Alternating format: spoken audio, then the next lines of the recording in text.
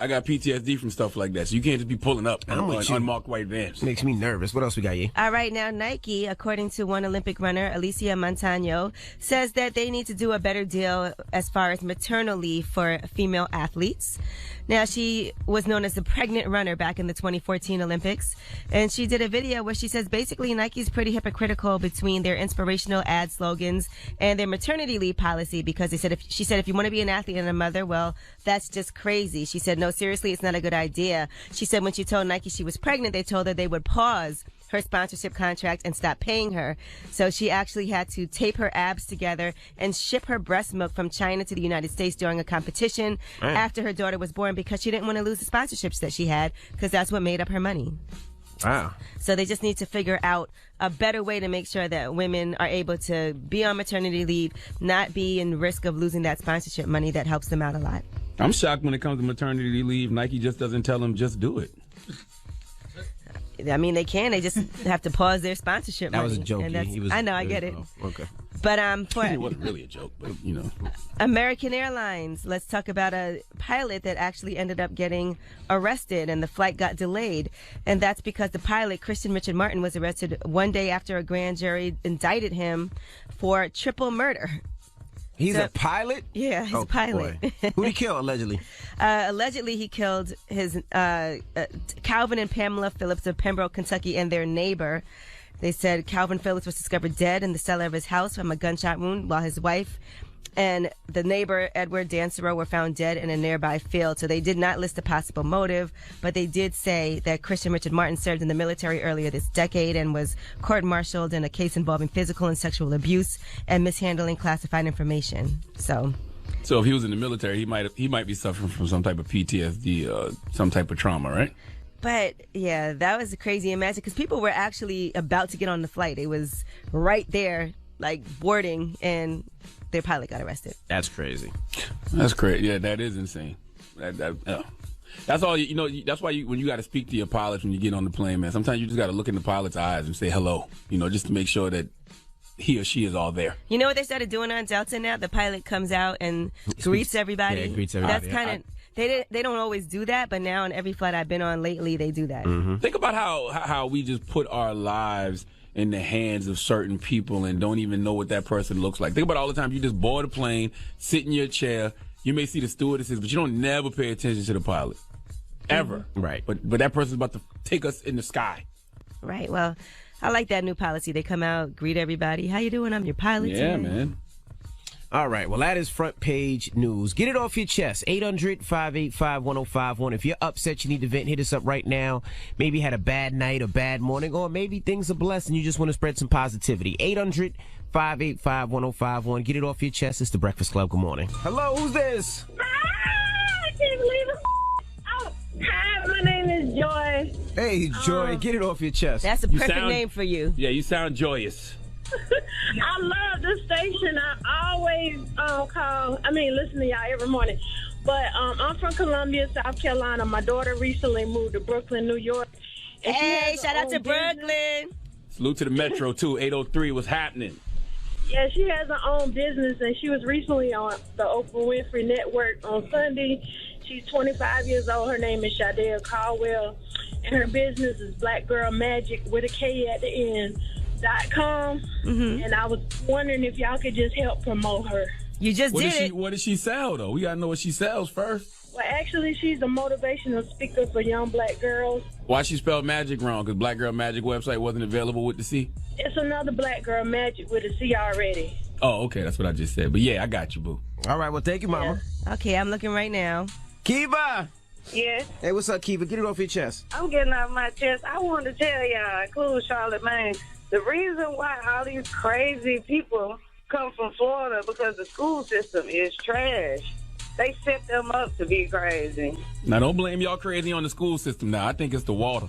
You think so? It's probably the water. They drinking sulfur water down here.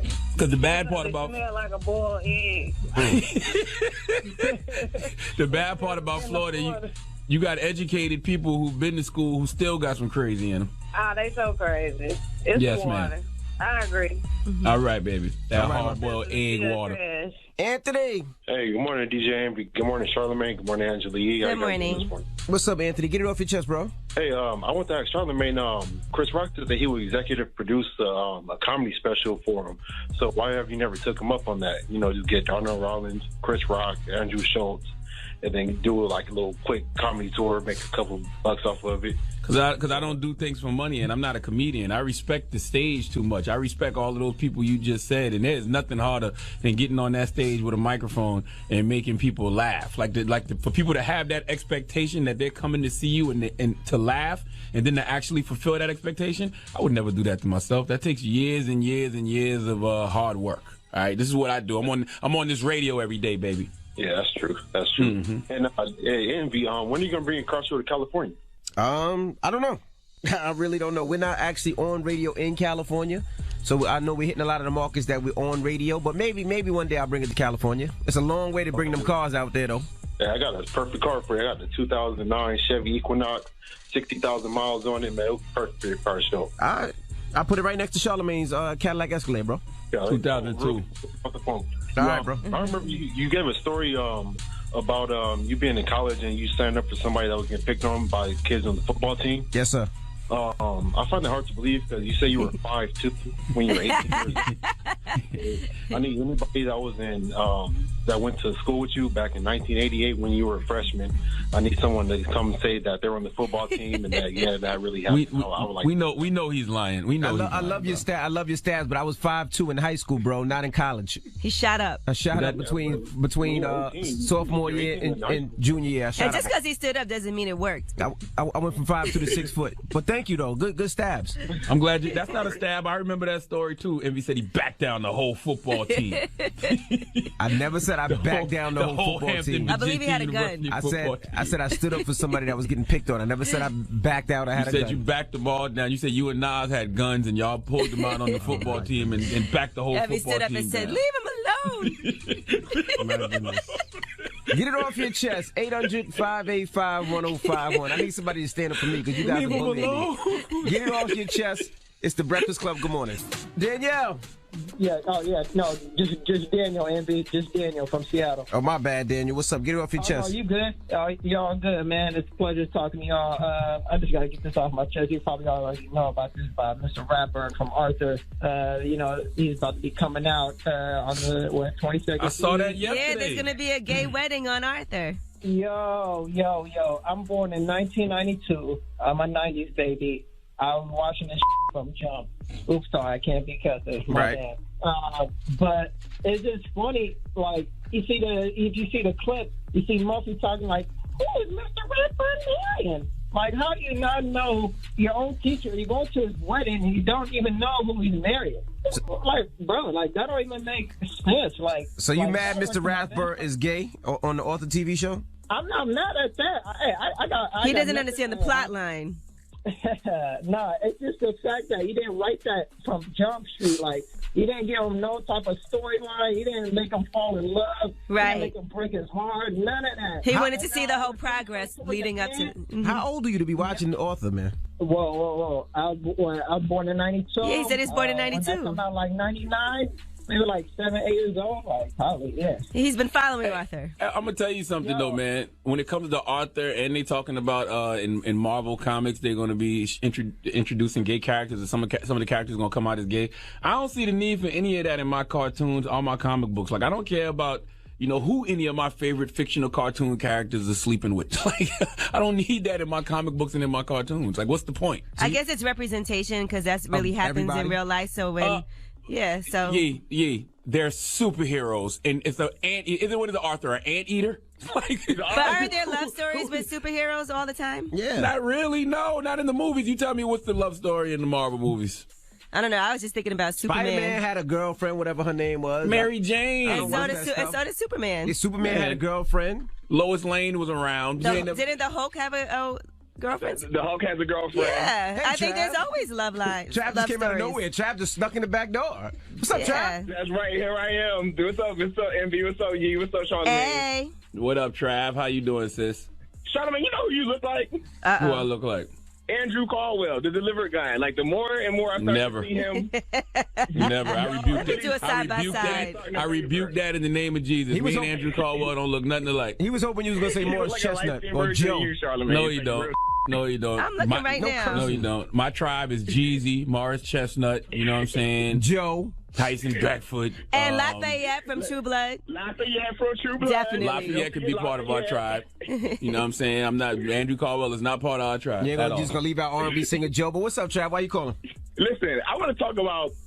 Listen, I hate to talk about the dumbass straight people out there today. I got to talk about dumbass straight people who sit there and think that having to explain why a rat is marrying an aardvark on the show Arthur is so hard to explain to children, and they really trying to make it seem like, I don't know, it seems like every time a straight person drops a movie, I don't see nobody from the LGBT community out here screaming, oh, y'all are pushing an agenda, y'all are pushing an agenda. Straight people have been pushing an agenda on my life since I was a child. Growing up, I didn't see any representation of the LGBT community as far as cartoons, as far as anything, and I am still gay. So watching TV is not going to turn your children gay, not going to turn your children straight. If your little dude turn out gay, his ass going to be gay anyway. Yeah, I agree with that. I just think it's weird to say representation matters when we're talking about a rat and an aardvark getting married. Well, it's also because they are supposed to represent two men. And I can just imagine back in the 1950s, when black people first started appearing on television, when they first started having interracial couples on television, the way black people sound right now, a lot of us sound right now. Right. No, not even a lot of us. A lot of y'all in the straight community. The way that y'all sound right now, especially black people, I can only imagine how white people sounded when we first started appearing on TV and they first started showing us and showing representation of black people. That sounds stupid, and a lot of straight people going to hell because y'all abominations. Listen, I don't care. I don't care either way. I just don't want I don't want no love stories in my superhero movies. I don't care. Are you saying that now? Obviously, he's not a superhero, but you're only saying that now because what? Because everybody's talking about it and saying they don't want homosexuality representation? Yeah, I think it's fine. I never cared about it. I never cared about love stories in my superhero movies. I don't go watch the Hulk to watch him and his girlfriend kiss. You know what I mean? I don't watch Spider-Man and Mary Jane. Yeah, it is part of the storyline. And Mary Jane was a huge part of... Every single cartoon I can think of, I think that they've always had... When you think of The Simpsons, they had a man and a woman that was married. When you think of, any cartoon... Right. Bro, Bert and Ernie was gay. We grew up on Bert and Ernie. They were gay. I don't think they were openly gay. Yes, they were. They used to take baths together. Back then. They used to take baths together. You took a bath with your brother, too, or your friend. It doesn't mean they used to wash each other's backs. All right? Yeah. But exactly, yeah, it wasn't actually really shown it was gay. It just came out that they was gay a couple of years ago. People got to stop being weird. Whenever y'all drop a movie, we're not going to scream that y'all pushing the agenda, even though y'all always pushing the agenda. Right, just let it be. That's all. I'm gonna tell you the weirdest thing about this. Y'all acting like y'all watch Arthur. I don't watch no goddamn Arthur. Only the coolest Arthur been in the last 20 years is them memes with his fist balled up. Bye. There's a lot of issues here for you. Get it off your chest. No damn Arthur. 800-585-1051. If you need to vent, you can hit us up at any time. Now, we got rumors on the way? Well, since we're talking about it, let's talk about Gerard Carmichael and his home videos, his latest HBO special. And one thing he does discuss is his own sexuality. Are you telling me that Gerard is an aardvark? Possibly. All right, At we'll times. get into that next. Keep it locked. It's The Breakfast Club. Good morning. Well, Steve Harvey is no longer hosting the Little Big Shot show. That's a kids' talent show when they return to NBC. He hosted the show for the first 3 seasons, but now Melissa McCarthy is taking over those duties. In addition to that, we told you previously that his Steve Harvey talk show is also coming to an end. His daytime talk show, Steve, is canceled after 7 years with the network, and Kelly Clarkson is going to have her Kelly Clarkson show in its place. Well, he's still executive producer and co-creator of Little Big Shot, so he's still getting a check. Yes, and he's still on Family Feud as well. I don't know how true that. They said that they ended his talk show because he had a higher percentage than NBC. Is that true? I don't know the reason why. I know there's a lot of talk about reasons why, and and I remember he was upset because he would have liked for NBC to reveal the news to him personally instead of him finding out in the press, because he found out the same way everybody else did. Right. And so that's kind of foul. Who the hell watching the Kelly Clarkson daytime talk show, though? I mean, it could be good, but we don't know what it's going to be like. It don't look appealing on paper. Yeah, I mean, who knows? There's a lot of daytime talk show hosts previously that I used to enjoy watching, and I didn't know who they were before their show. So as long as her personality can make it work. I don't know what her personality's like, to be honest. I don't really know. I never paid that much attention. Daytime talk is tough, man. All right, now Lee Daniels is being sued now, and this is by Rachel Roy and Cindy Morales. Those are Damon Dash's exes. Now, we told you that he settled everything with Damon Dash. Lee Daniels did. But now they're saying that they want to get the money directly from Lee Daniels because they say the money that he agreed to pay Damon Dash is theirs, really, because he owes money in back child support and other expenses as well. So that ain't Lee's fault, though. Like, why are they suing Lee? I guess they're trying to go directly to him to get that money that he's going to pay Damon Dash, so it goes directly to them. Well, so they want to cut out the middleman. I mean, they are suing. I don't know if it's going to work out, but they're trying. If I'm Lee, I'm like, I already passed that money over. I gave that bag away already. In the meantime, Empire is ending after season 6, after the next upcoming 6th season. They did make that announcement. They said that's going to be a television event, and we're trying to go out guns blazing, according to Fox Entertainment CEO Charlie Collier. He said that. He said you allow fans to lean in and have the ending they deserve. So I don't know what that ending could potentially be like.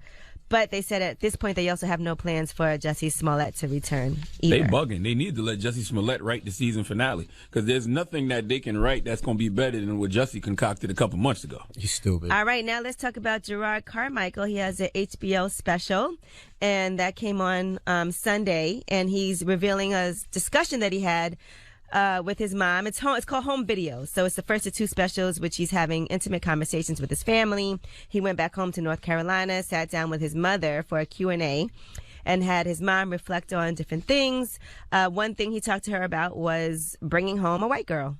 If I bring home a white girl, what's your reaction to me after we leave? I'm going to have to process it. I just really want you to celebrate and embrace Black love. Does that mean that I don't if I did? Marry but if you did embrace Black love when you have a Black partner? You can embrace without being involved. Can you? Yes.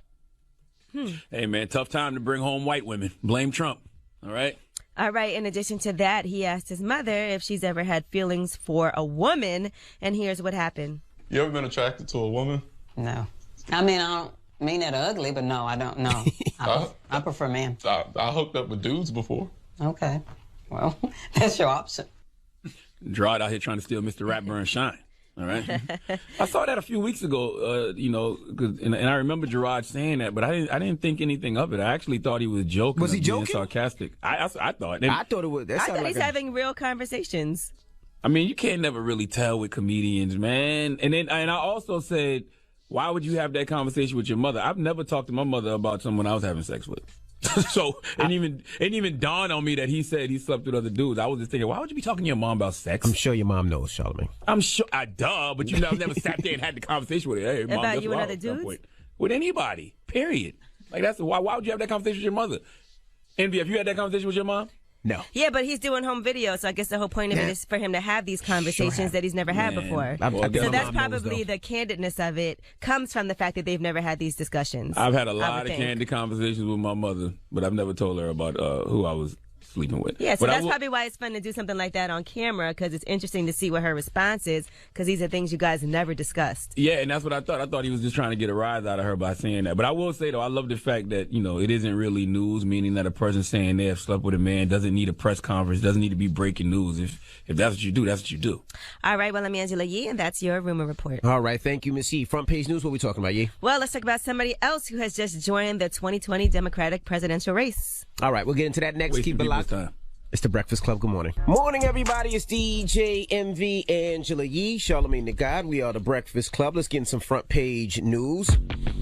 Now, no games were last night, but tonight, the Warriors take on the Trailblazers. And also, it's the NBA lottery, so I'm sure the Knicks will get the first pick. Good luck to the Knicks. It's a damn shame that all y'all New York Knicks fans are wasting y'all prayers, wasting God's valuable time, sending that energy up, asking him if Zion Williamson can be y'all number one pick. Please give us the number one pick so we can get Zion Williamson. Stop wasting y'all time. God sending all them prayers to his spam folder. Now it's going to happen.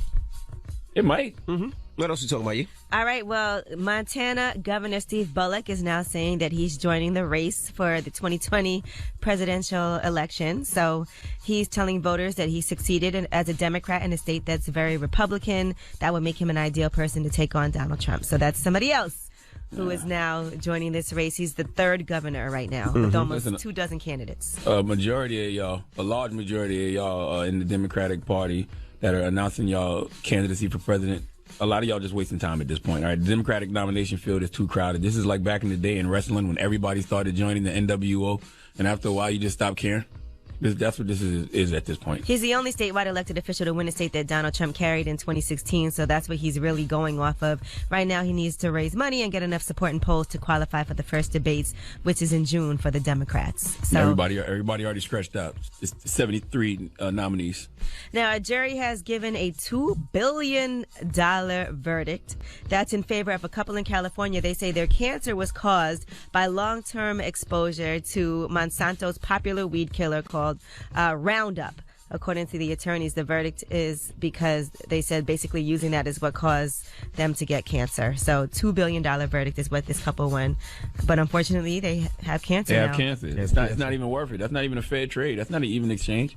Right. So, and anybody out there that thinks otherwise, y'all got y'all priorities in life all messed up. And I'm sure they'll never get that $2 billion regardless. Most companies will file bankrupt and they'll never get that money. And if they do get a percentage of that money, it's probably going to take a while for them to get it. And, you know, at that whole couple years it's going to take, they'll be battling cancer. Nah. And they're an older couple, too, so.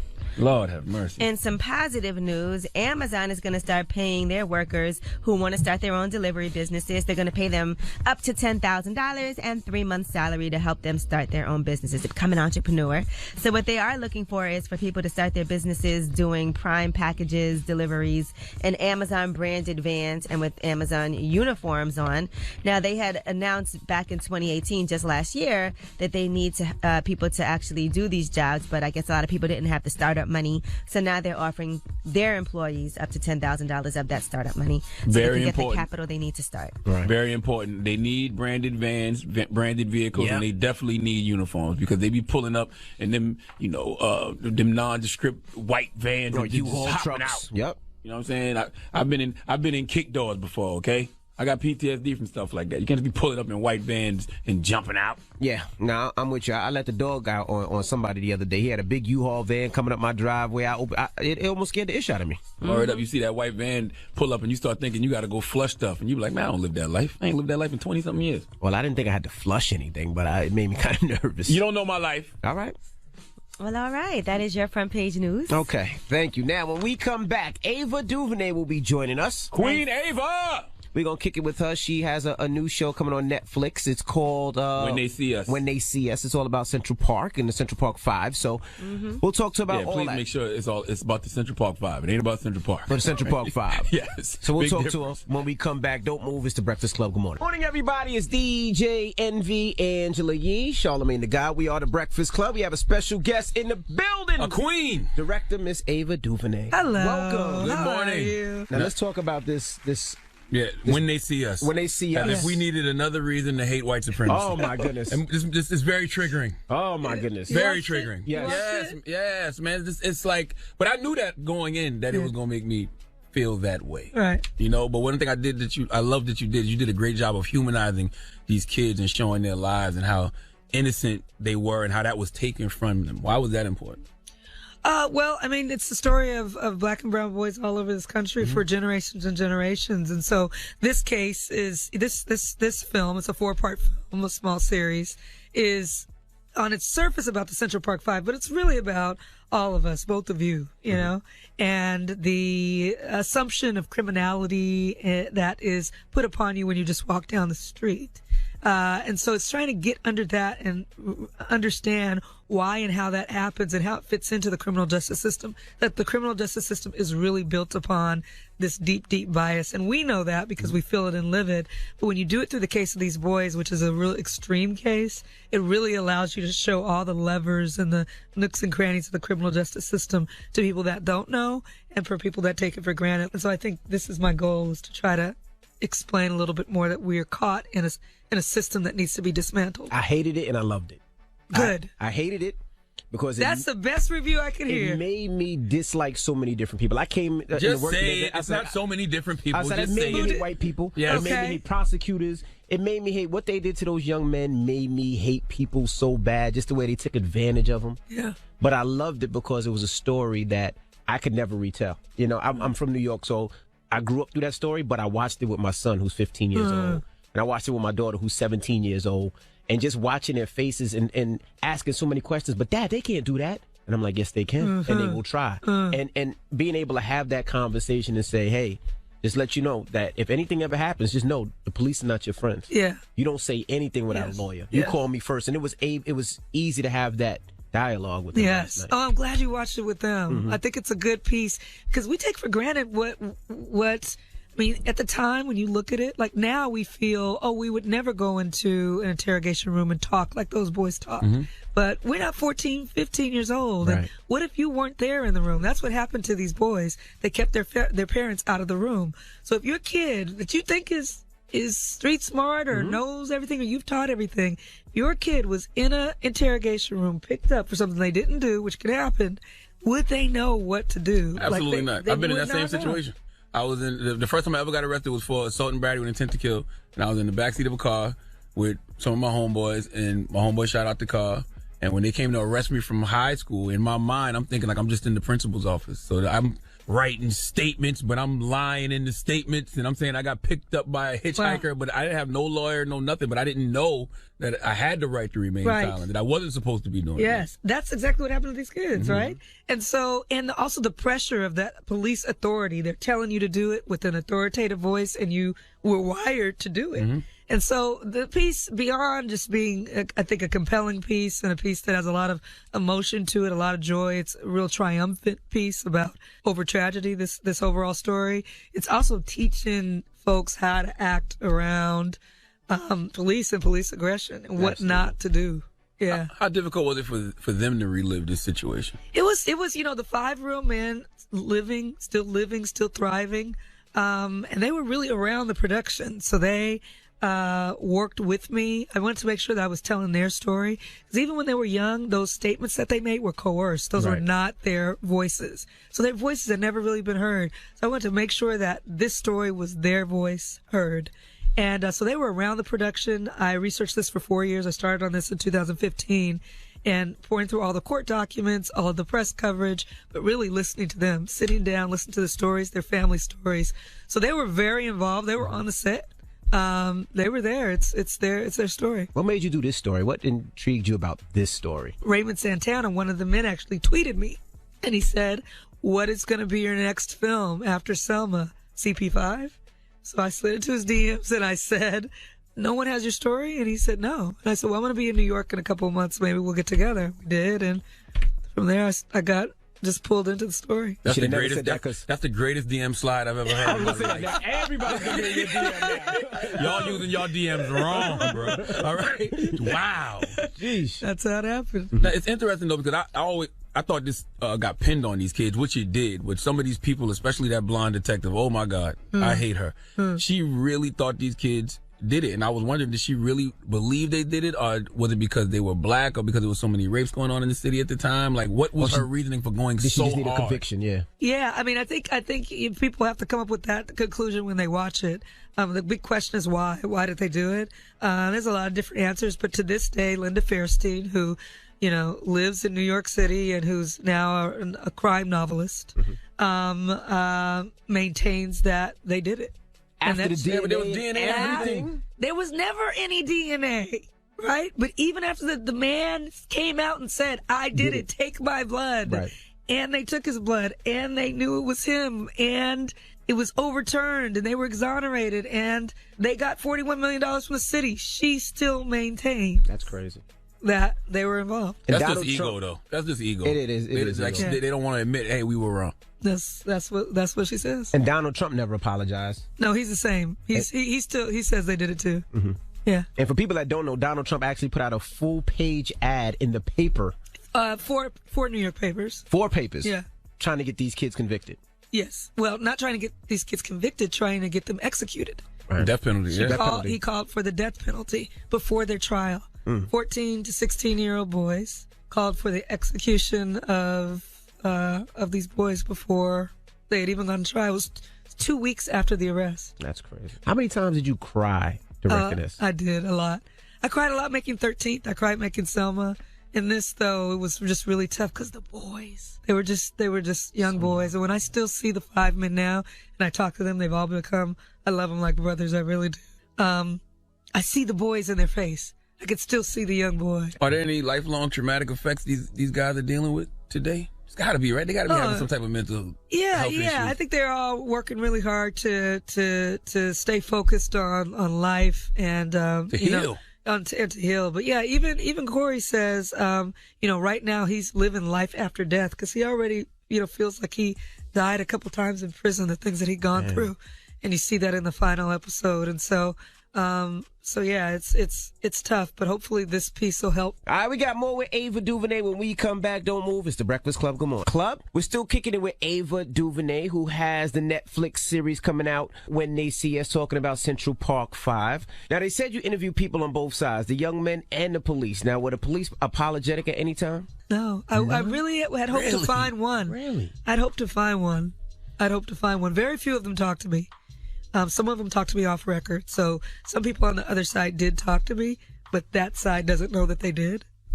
But they weren't apologetic. Really? They were kind of like, this is how it happened. And, very matter of fact, like we did our jobs. And they did do their jobs because the job of the police is, unfortunately, in this day and age, I believe, in the way that they've been trained, in the way that they've been mismanaged and under supervised. And the job of the police largely is not always justice. It's keeping order. It's quote unquote laws that are just in order, which is not always just. And so the idea that that they would ever say, oh no, this was wrong. That's not a part of the way that they're trained. They're to keep law and order. And, in their point of view, they did. That's interesting, though, because I'm like, how do you keep order if you're locking up the wrong people? Because that means that the people who are actually committing the crimes are still on the street. Well, that's the question of the woman who was raped, Trisha Miley.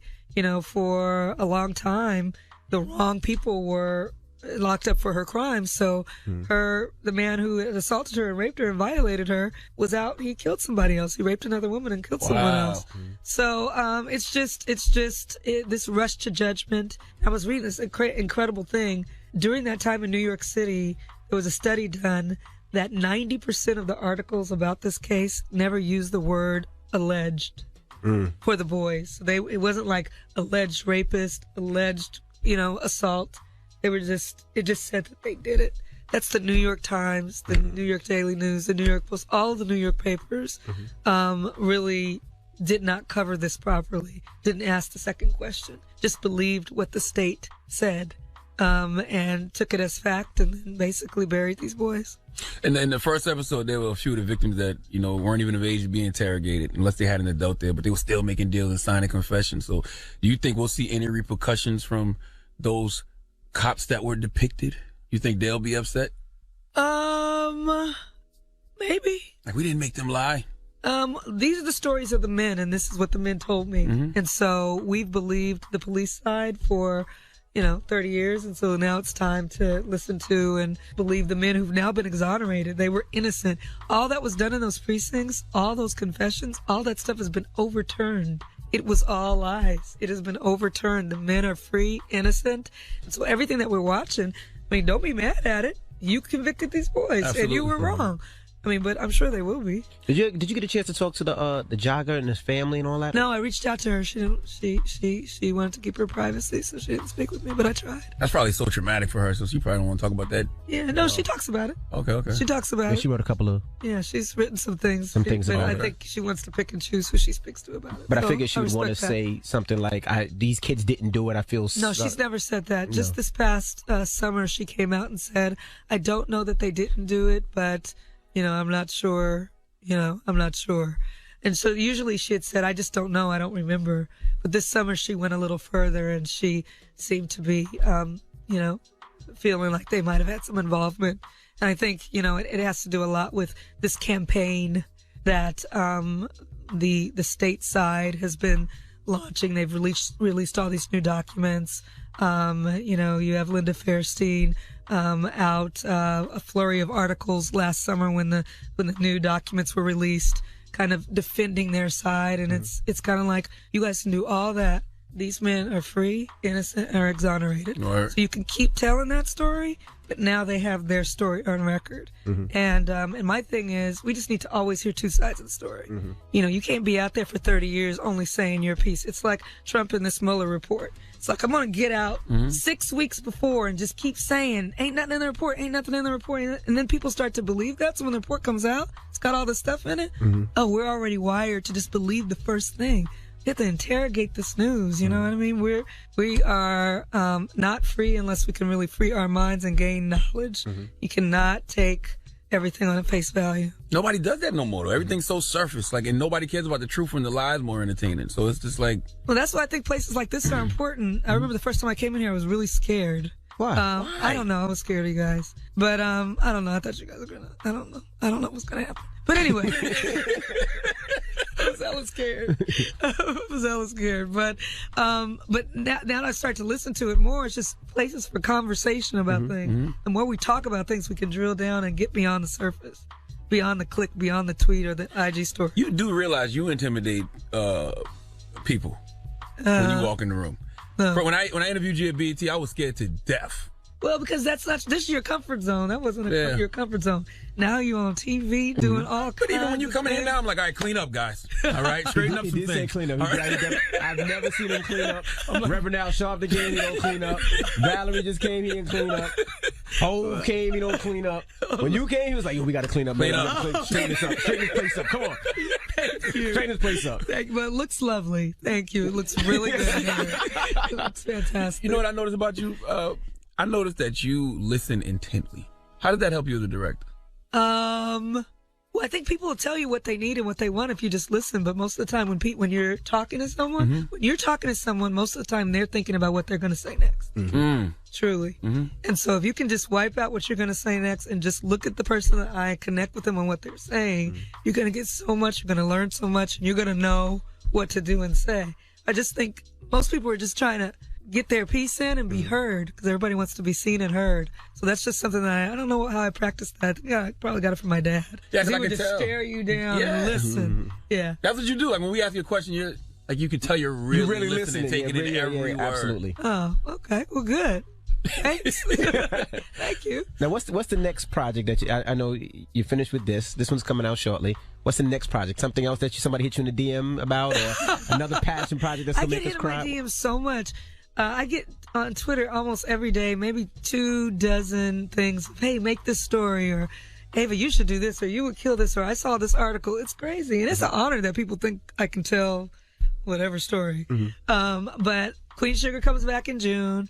I've got a new show that we're doing called Cherish the Day, a new romance drama that's coming on. So we're starting to write that. Working on this Prince documentary. The estate, allowed me to be involved in telling his story. So I'm in the vaults. And I got all the costumes. Is that from the beginning to him start? Everything. Wow. Cradle to the grave, unfortunately. And just getting into all his music. So much music that we never even heard. I mean, I could just sit there and listen to unreleased music, see the lyrics that he wrote in his own hand on napkins from cafes in Europe, and incredible things.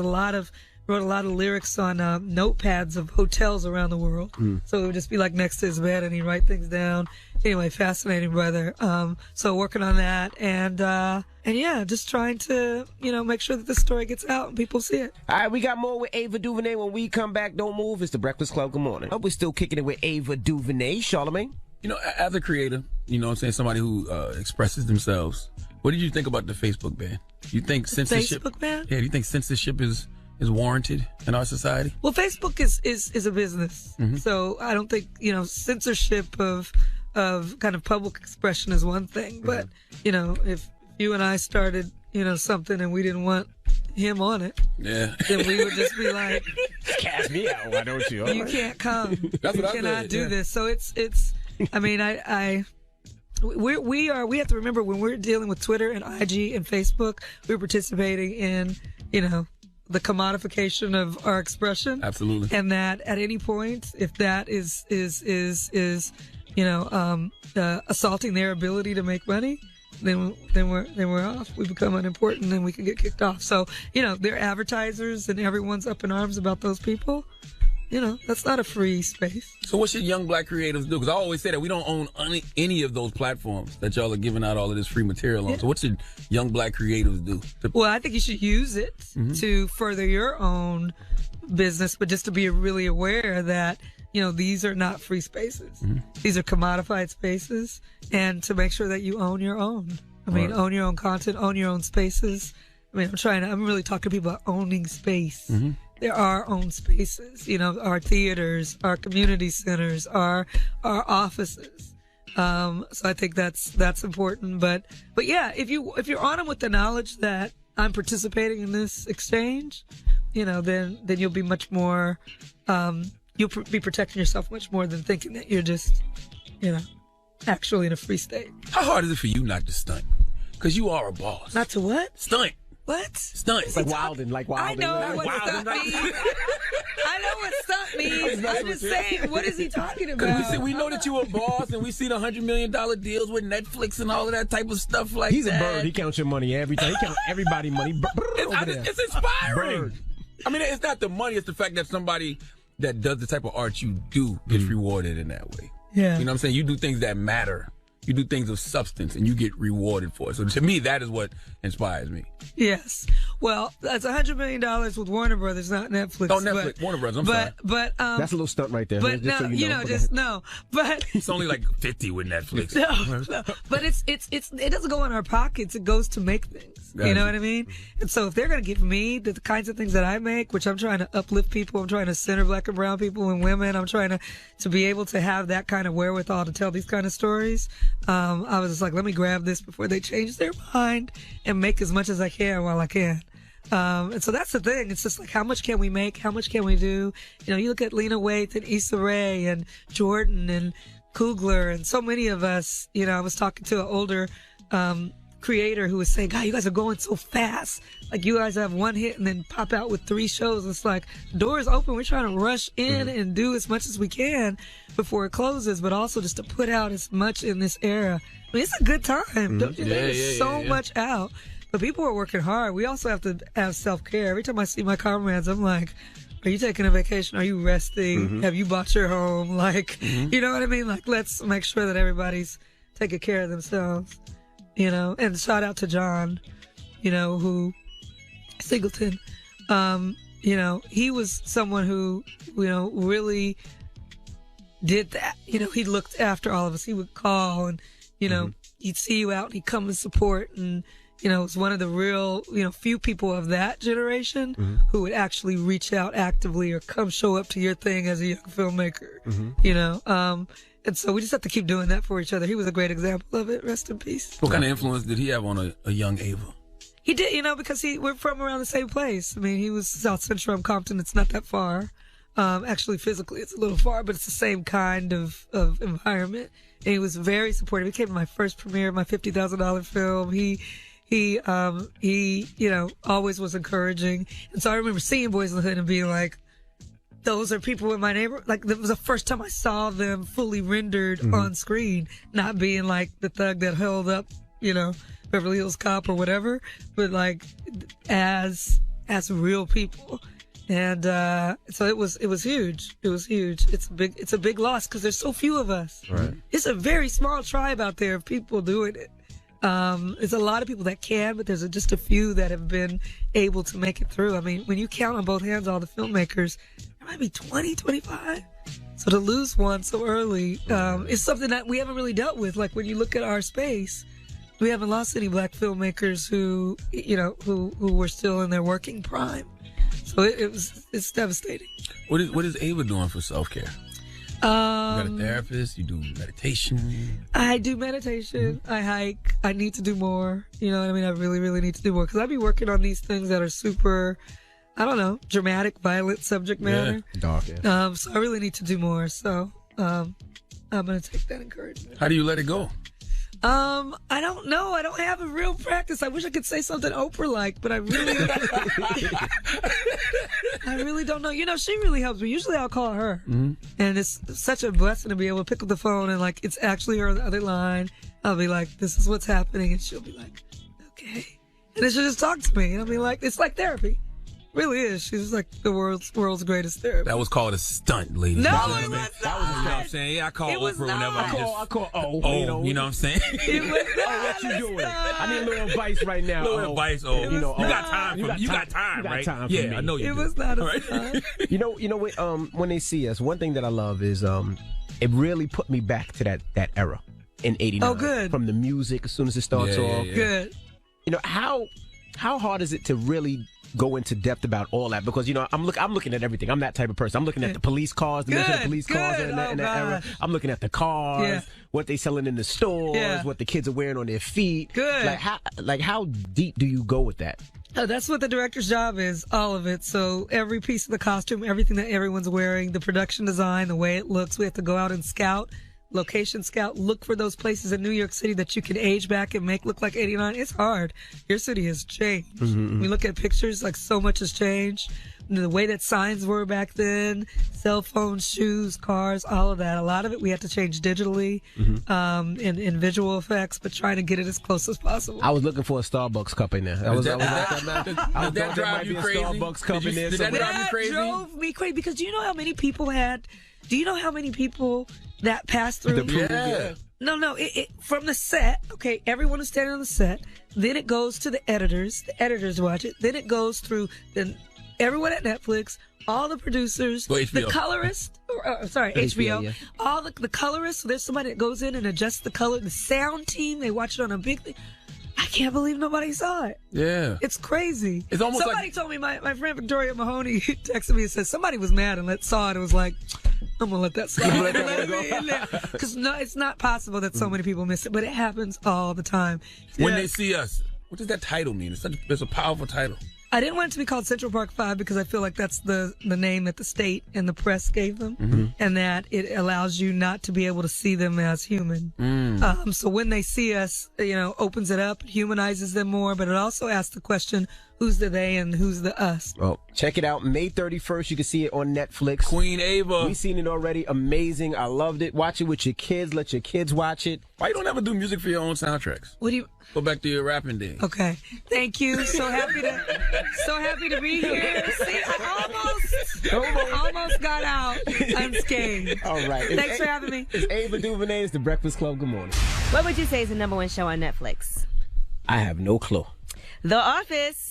Yes. So there were some issues. People thought the show was going to get taken off of Netflix and all of that, but they had to post, hello, it's me with your regularly scheduled reminder. The Office will be on Netflix until 2021 at least. By the way, I was on a flight the other day watching The Office because, that's one of my favorite shows. I've never seen it.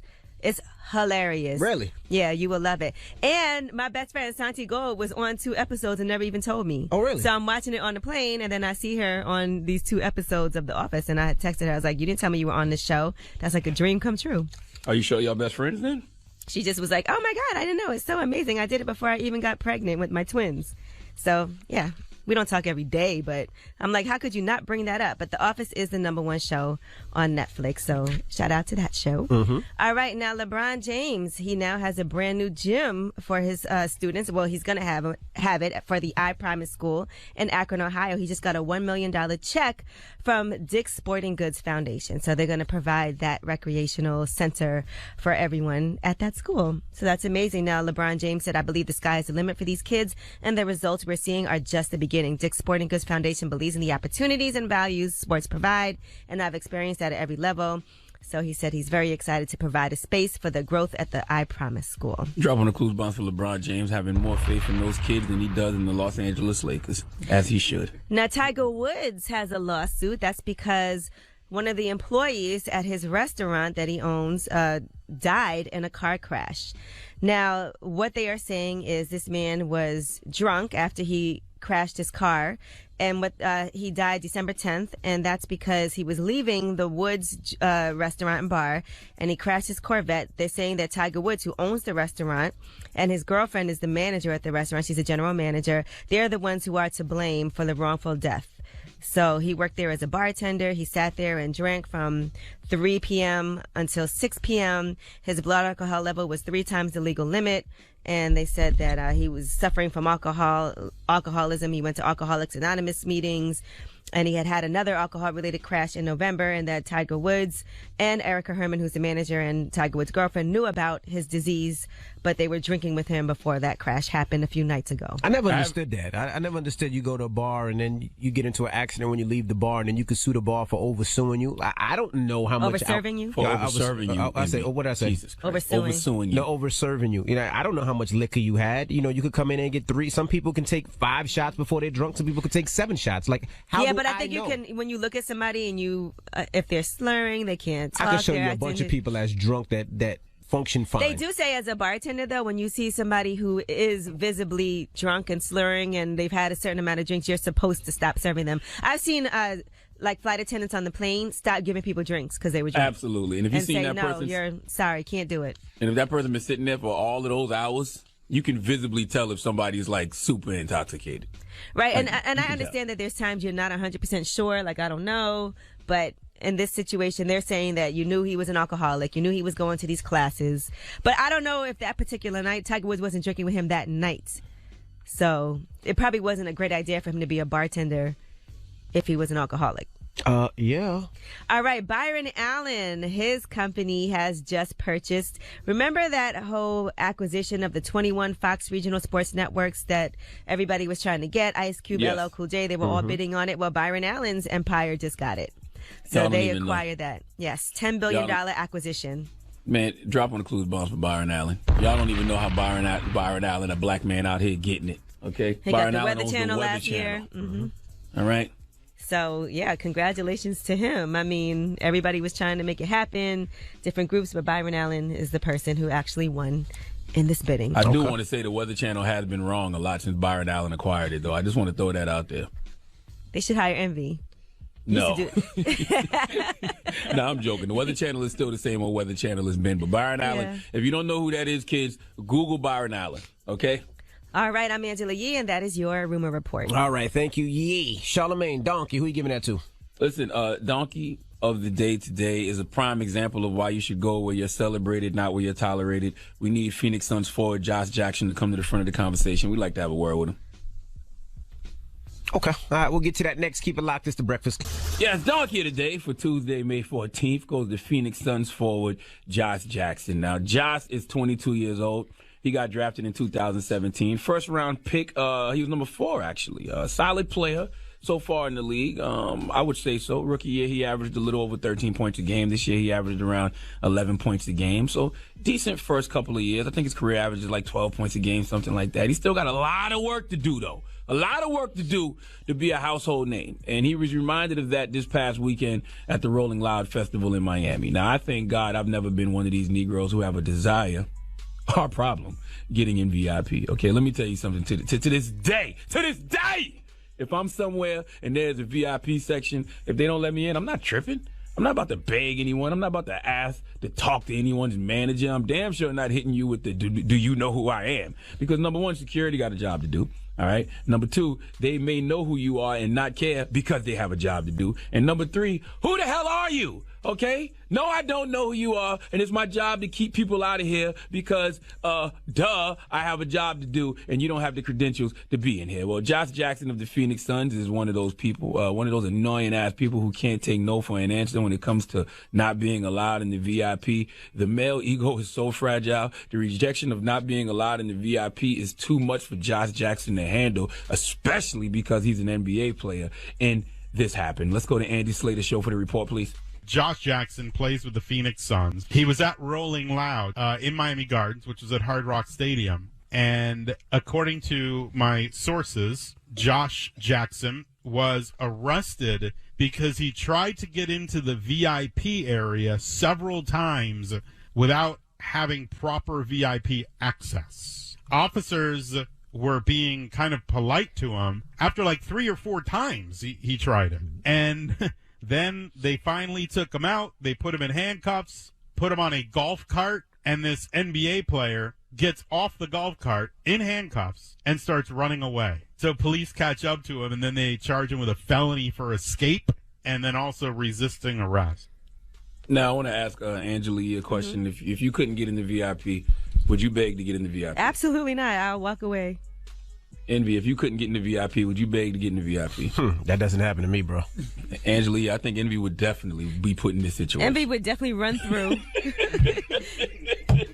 And if he doesn't do that, he might argue with security and tell them, you don't know who I am. That doesn't happen to me, bro.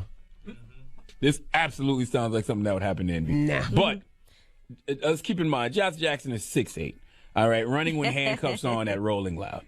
Josh Jackson, where are you going?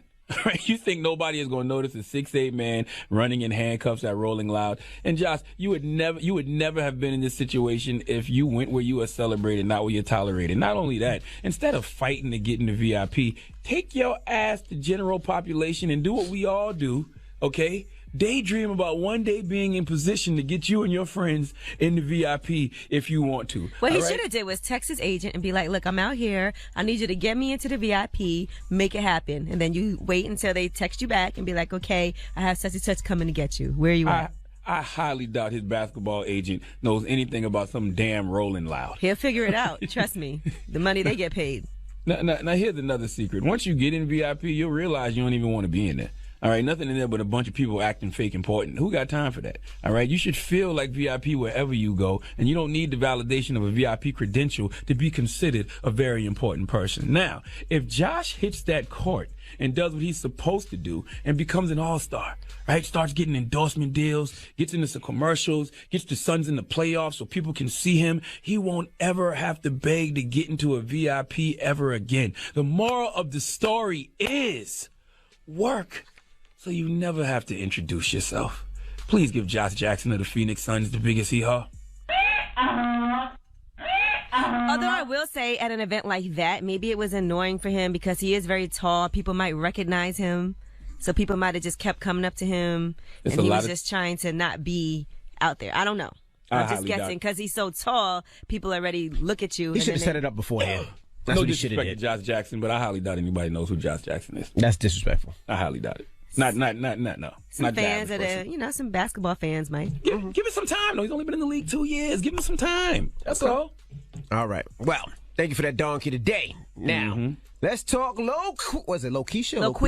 Loquisha. All right. That's a new movie that's coming out that people are upset about. Let's play a snippet gotta of the explain trailer. this one to me. I will. I got you. We got to play it. The story is it's a white man who is pretending to be a black woman because there was an opening that's looking for a black woman radio host, and he wasn't able to get it as a white man, so he disguises himself, just his voice, to be talking as a black woman, calls himself Loquisha, and that's his idea to try to land this job. Of course, they have not seen that he's a white man, so he basically gets the job and goes on the air pretending to be a black woman named Loquisha. Amazing premise. All right. What's the problem? Let's open up the phone lines. How do you feel about it outside? That's an amazing We didn't ask you yet. 800-585-1051. How do you guys feel about it? A white man acting like a black woman to get a job. Seems out of touch with the time to do a movie like this. 800-585-1051. We'll talk about it when we come back.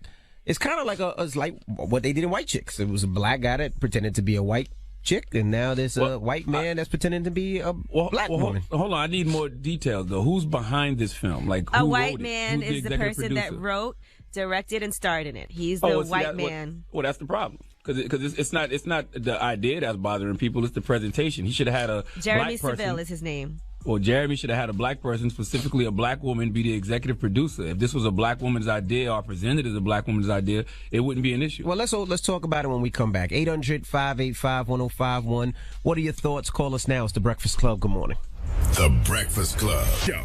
Morning, everybody. It's DJ MV, Angela Yee, Charlamagne the Guy. We are The Breakfast Club. Good morning. Now, if you just joined us, we're talking Loquisha. Now, tell them about Loquisha. Loquisha is a movie about a white man who's pretending to be a black woman in order to get a job on radio, where they're looking for a black woman radio host. All right. So, and of course, the show becomes successful when he lands the job, even though he's a white man. So let's play a snippet of the trailer right fast. 51051. What are your thoughts? Let's start with you. Yee. You're a black woman. Yeah, I thought it was very offensive that he tried to, first of all, is sounds like a stereotypical what a white person thinks a black woman sounds like. And then the name LaQuisha is that it just feels very like stereotyping what a black woman is. And it's already hard enough for black women to get these positions and these jobs. So the fact that you make a movie about a white man getting this job because he can't get it because he's a white man is kind of like, you know, we have some type of affirmative action going on. Like, let us have a job that is very few and far between for us. But people would say it's a movie, and, you know, they did it in White Chicks where Marlon and Damon played, they were black men that played white chicks. I think that's the exact opposite of what this is. Yeah, well, Charlamagne, what do you think?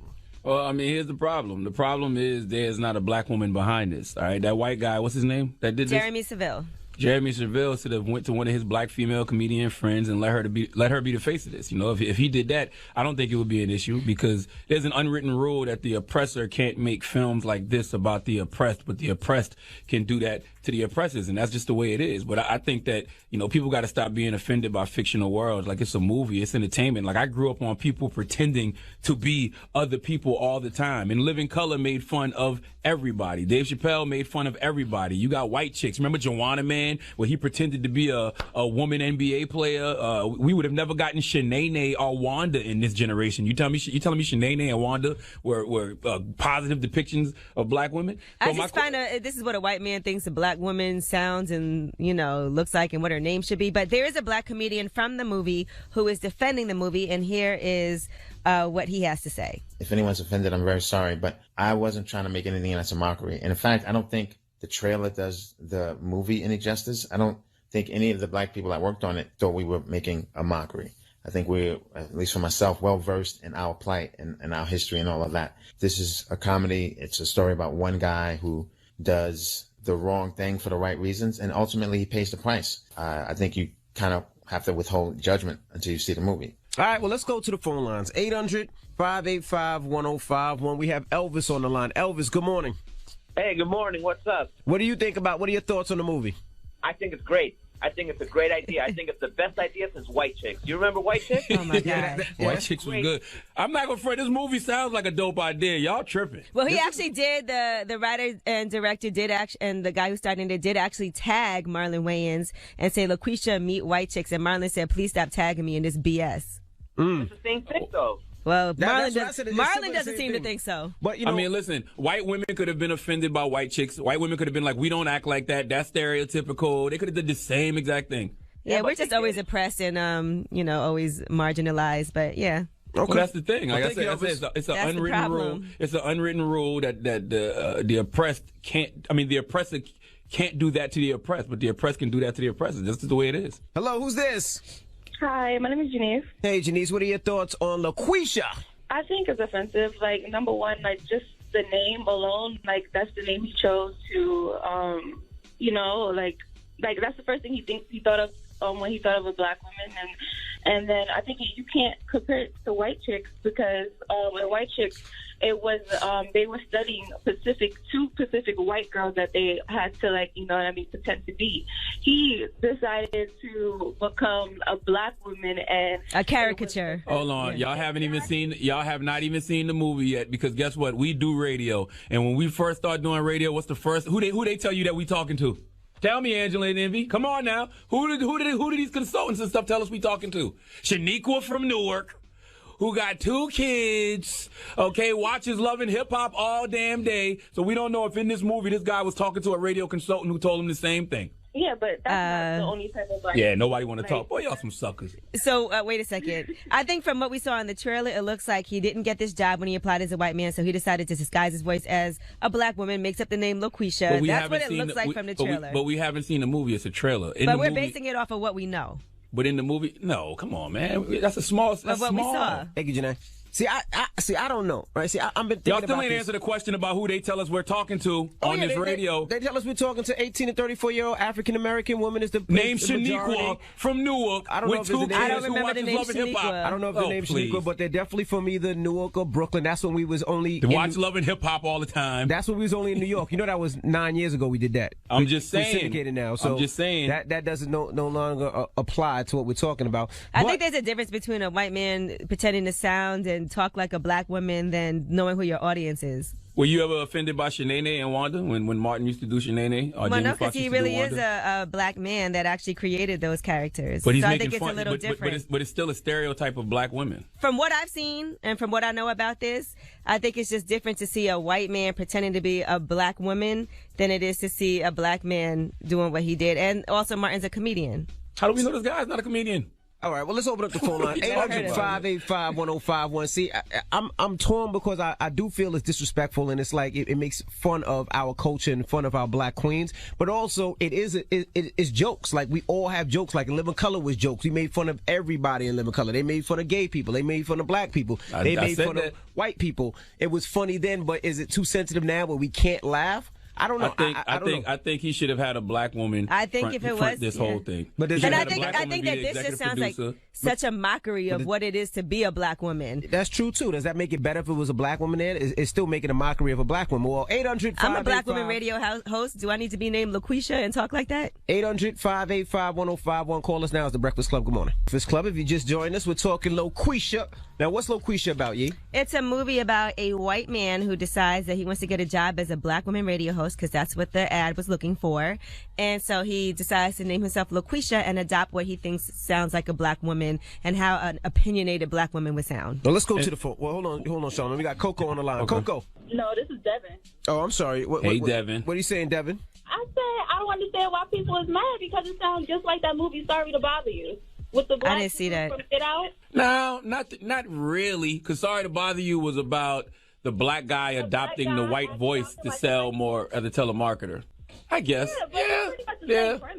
I ain't gonna lie. When I did telemarketing, I definitely had my white voice on. Hi, this is Sean from Pelco Fuel. How you doing today, sir? Exactly. Awesome. I had that voice. Yeah. It's really different because if you would say as a white person, right, if you wanted a job in telemarketing as a white man, could you be like, hey, my name's LaQuisha, I'm trying to get this job? Then what would happen in real life? Nah, absolutely not. Okay. I don't know about that. So it's kind of the opposite. Hello, who's this? My name is Keith. Keith, what's up, man? We're talking about LaQuisha. What do you think? What are your thoughts? Man, I don't have no problem with that, man. They just really did. Wasn't Black Klansman was like kind of like that same concept, like homeboy was trying to change up his voice to be a white person to catch somebody or whatever. It was like that same scenario, right? I never saw Black Klansman. I didn't see it. Yeah. Oh, Black Klansman was good, man. That was a good movie. But they had a recent movie like that same scenario. Charlamagne was right too. White chicks. They had mad other stuff. Tawana Man. Would you have a problem if after seeing this movie, white men went around talking like they were LaQuisha?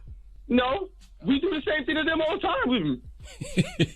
But it's a. I wouldn't want a white person to come up to me and be like, "Hey, sister girl." I hate when people do that. They do that now. Hey, and it's sister offensive. Girl, it's offensive now. You ever seen Empire?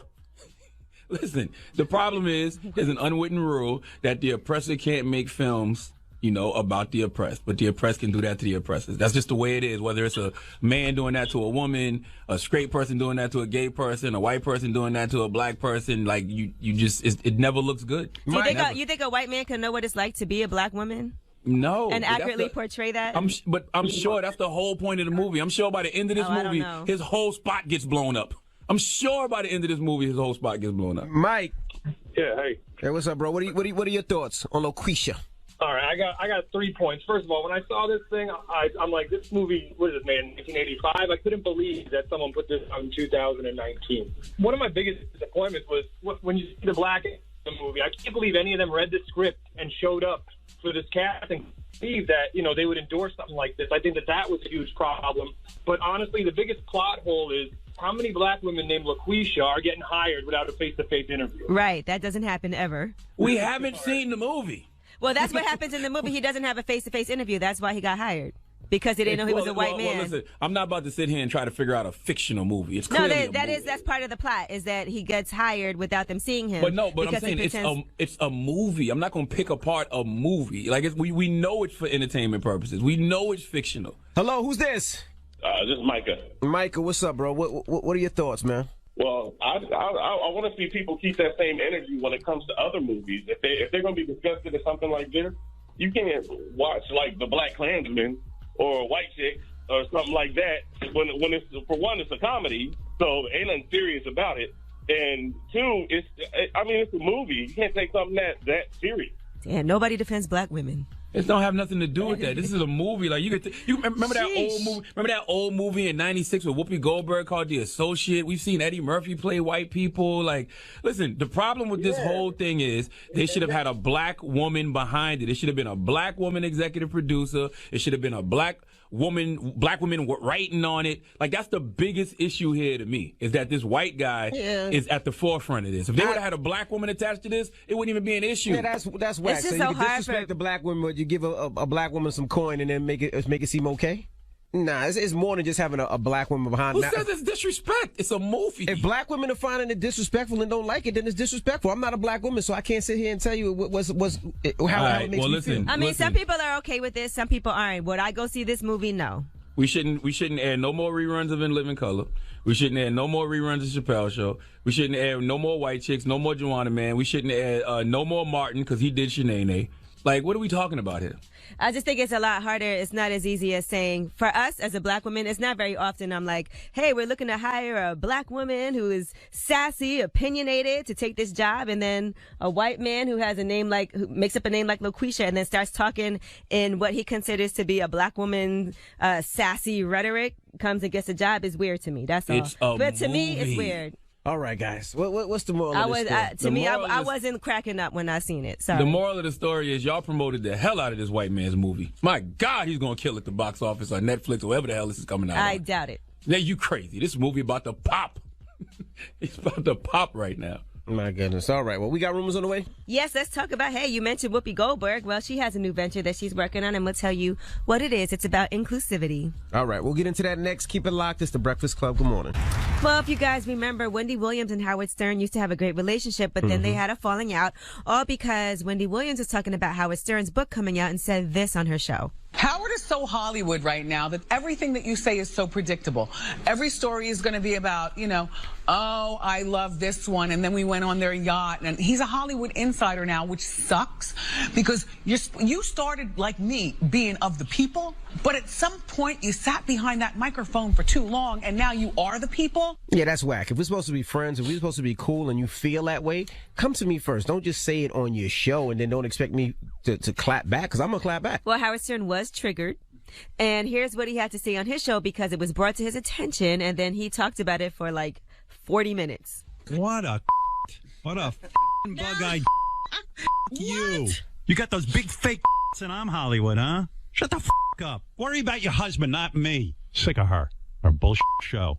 I'll bet $20 she pees standing up. I hope her gets stuck in a zipper. I'd RuPaul before I'd her. I watch RuPaul's Drag Race. She makes RuPaul look like Margot Robbie. I don't see nothing wrong with that. You clap at me, I'm going to clap back. He just went a little far, but he took it very far. You said 40 minutes. He did it for like 3 hours. Well, Howard Stern has apologized. He's said that he does apologize and is expressing love for her and all of that on the Hollywood Reporter. Where did he apologize? On the Hollywood Reporter. He apologized in his article there.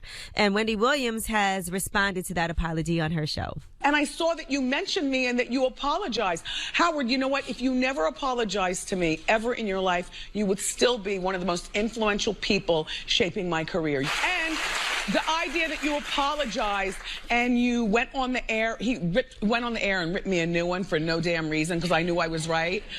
And then in this article in Hollywood Reporter, he goes on to say, that he loves me and that he's kind of embarrassed by ripping me on the air. So he's pulled that from the archives. You will never hear that on repeat. Well, it's the internet. It'll live on forever. Yeah, but we had it. But the whole thing is no, she still doesn't think she was wrong. And that's the thing. If we're friends, if we're cool, if we're compadres and you respect me so much and there's a problem, you should check me off air. Like, I think your book is this, that, and the other. Not. Well, she hadn't read the book. She was just talking about him personally, that she feels that he's Hollywood now. And she didn't even read the book. And that offended him. She didn't even read the book to say, oh, you're going to be on your yacht with your celebrity friends. No, you didn't even read the book to see. I don't like that. We know. All right, now let's talk about Kodak Black. We talked about how he got arrested at the Rolling Loud Music Festival. According to the feds, they said he falsified gun applications on 2 different occasions in order to buy firearms. So that's why he was arrested, and that he did acquire weapons in at least one of those transactions. And so that could land him in jail because he's also in the middle of a criminal case as well. Wait a minute. Kodak Black falsified documents to buy a gun? Yeah. And he doesn't know that they got to use fingerprints? Listen, I can't tell you exactly how it all went down, can't. but in one of those cases, he can't. did manage to get a gun. Now, he got one? In one of those cases, Oh, yes. my God. I can't, man. His lawyer, however, and I thought this was weird, too, because you saw how they had that picture of him when he was in custody, Yes. arrested. Mhm. How did that picture get out?